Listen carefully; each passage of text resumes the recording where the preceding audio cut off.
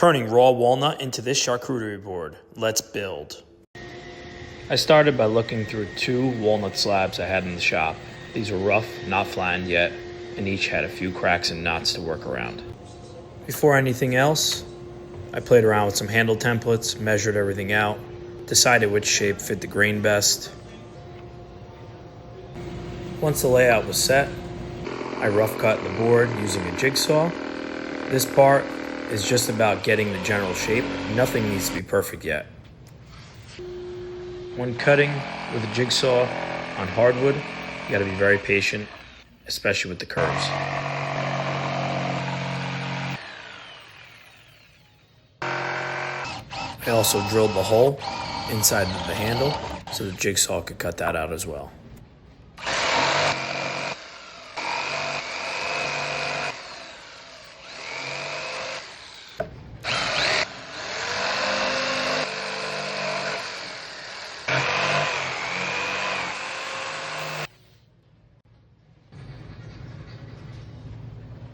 With the rough shape done, I taped the handle, used some CA glue to attach it. This way we don't have CA glue stuck on the wood.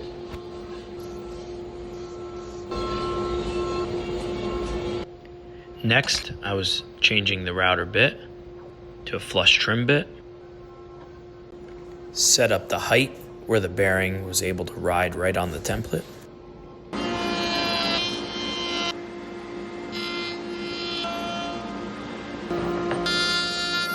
It's super satisfying. After just a few minutes, the rough jigsaw marks are gone and everything matches the template. And that's why we use the blue tape. Look how easy that is. Next up was flattening. Walnut can move a bit after cutting, so I ran it through the planer for a few passes until both faces were clean and even.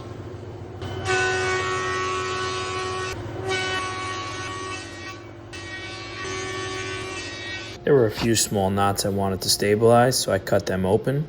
Later on, I'll fill these with CA glue. Before I went over to the router table, I wanted to clean up the curves with a spindle sander.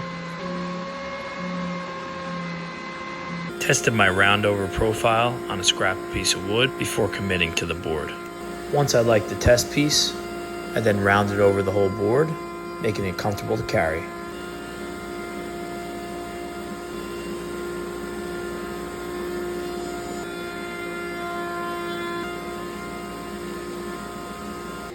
Here's where I filled in those knots with the CA glue.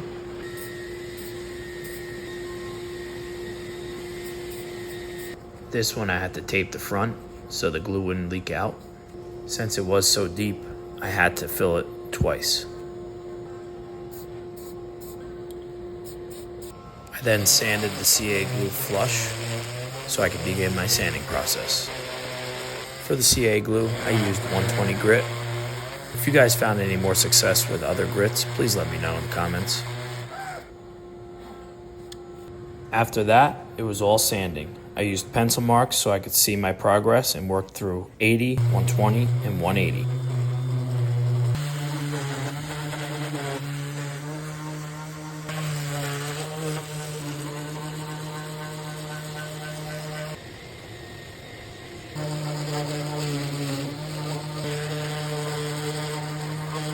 Don't forget to hand sand all the spots you can't get to with the sander. Next, I vacuumed the whole board, making sure it was clean, and then water popped the board. Look at that grain. The water pop will prevent having that rough feeling after your first wash. After the water popping, we went on to 220, which is our final grit of sandpaper. All this extra prep will just mean you have a better finish for a long time. Finally, it was time for the best part, the oil. This is where the walnut comes alive.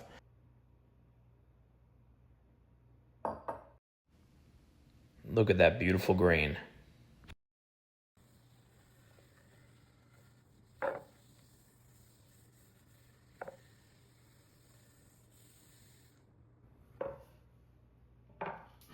I made sure to coat all sides. After the mineral oil is done, I let it sit for 20 minutes.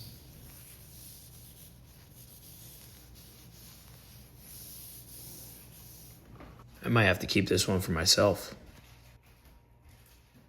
After the mineral oil dried, I decided to put on some Butcher Block conditioner. Buff in, buff off. This will give the board a nice lasting protection.